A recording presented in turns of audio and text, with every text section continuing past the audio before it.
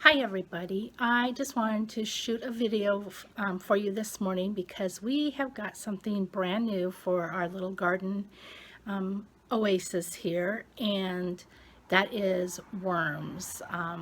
We put in 2 new beds this last year and they just didn't do as well as I wanted them to do, and just doing some research and things like that. And I always knew about worm castings, but I just they're expensive to buy and I just didn't know really how to go forward. So after watching some YouTube videos, I found how to buy the worms and how to make a nice little house for them. So they make worm castings for me.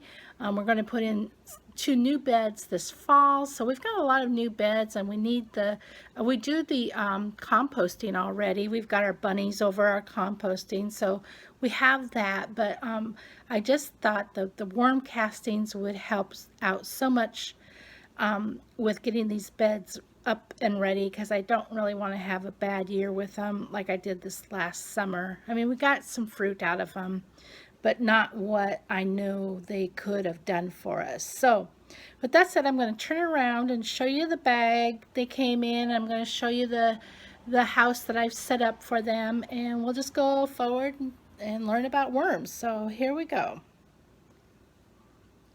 I have to turn this thing around. Okay, so here's the bag of worms. They come from Uncle Jim's Worm Farm, and I believe you can even see his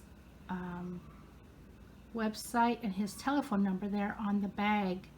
And I was going to buy from a different breeder worm farmer but they didn't have any worms, and I really wanted to get these guys going during this fall and winter season, so I had a lot of castings to use.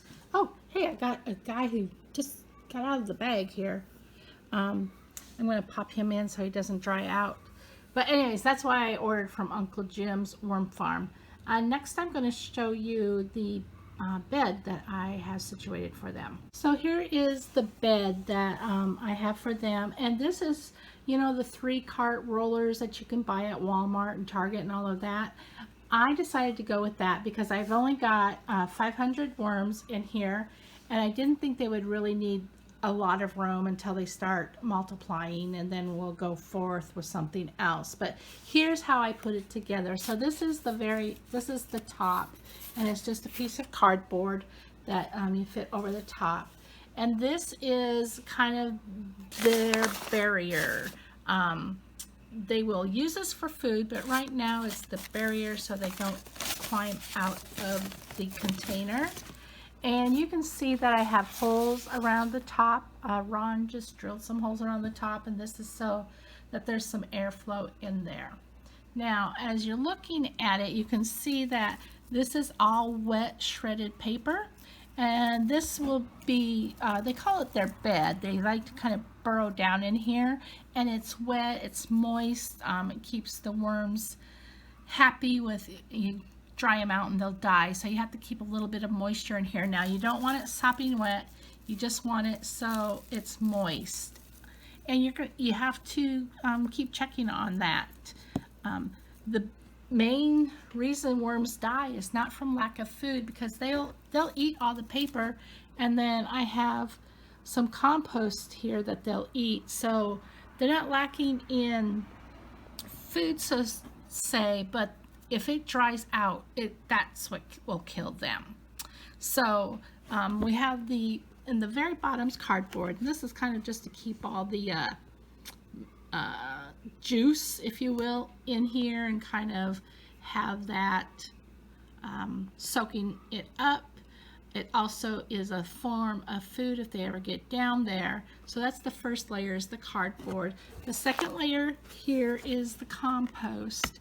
And this is food for them because it came out of our compost bin.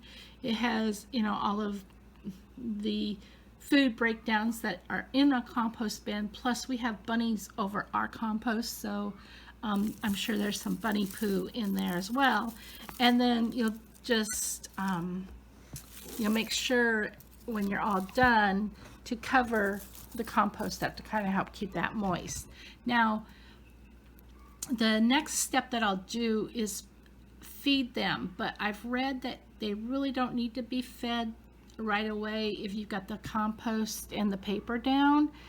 Just let them kind of chill out and let this become home for them. And then what I'll do is I've got some, we just did pumpkins this weekend, you know, for jack-o'-lanterns. So I have all the innards of pumpkin and apple cores. I mean, we don't have any problem with kitchen waste around here.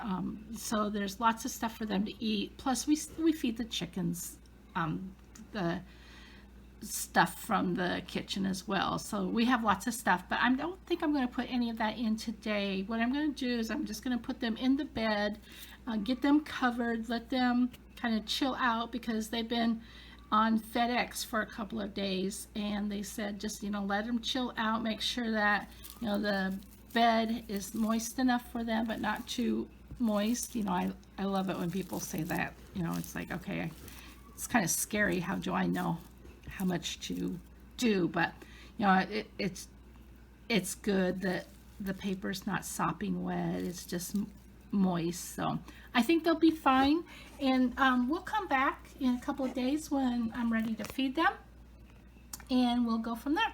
Thanks for joining me. You guys have a great day. Bye. Hey, I just wanted to do a PS here. I didn't know if you would understand what 500 worms would look like, because I didn't understand what 500 worms would look like. So many people talk about, you know, when they ordered 1,000 or 5,000, and you know, I just like, I don't want to order that many since I'm brand new to this. And so this is what 500 worms look like. They're very, very active. You can tell that they're burrowing already. I've got a little guy, let's see, over here, he's burrowing down. So they're going under. The worms don't like light, so they're always going to go under. And I'm actually going to cover them with the paper, so that'll help them. What they ship them in is the cocoa type of filling, and it's kind of dry in my opinion, but I think my bedding will do well with it, and that they'll be okay. So I just thought you might be interested in seeing all of the wiggly worms. Oh, just think, the beautiful castings I'm going to have come springtime. I plan on doing a couple more batches, so I want a good number of worms so I can have a good number of castings, and I also plan on putting some worms out into the garden. These are red wigglers. I don't know if I remembered to say that. So these are red wigglers. They're known as a composting worm. So there you are. We'll talk to you in a few days. Bye.